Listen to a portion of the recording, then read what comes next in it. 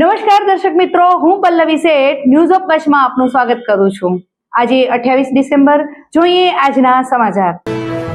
પશ્ચિમ ગુજરાત વીજ company limited Anjar વર્તુળ કચેરી અંજાર। ચાલો ઉર્જા સંરક્ષણ સાથે તમારા કાર્બન ફૂટપ્રિન્ટને ઘટાડીએ। ઉદ્યોગપતિઓ માટે, ગૃહિણીઓ માટે, ખેડૂતો માટે સ્ટાર રેટિંગવાળા પ્રમાણિત વીજળીના સાધનો વાપરો અને ઉર્જા કાર્યક્ષમતા વધારો। ભુજમાં હિટ એન્ડ રનની ઘટના, 2 યુવાનના મોત। કોડકી રોડ ભુજ પાસે થયો અકસ્માત। આજે ભુજમાં કોડકી રોડ ઉપર અકસ્માત સર્જાતા 2 યુવાનોના કરુણ મૃત્યુ થયા છે। એક યુવાન ઘાયલ થયો છે।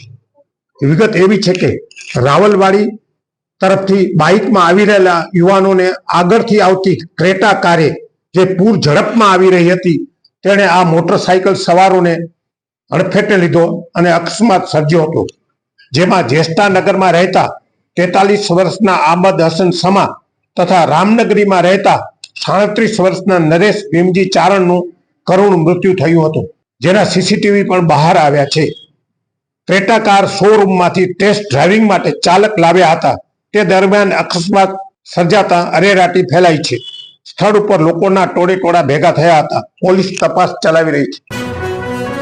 સોફ Kutch power by Opal electronics, LG best shop, Vijaynagar road Bhuj, Rambag road Adipur.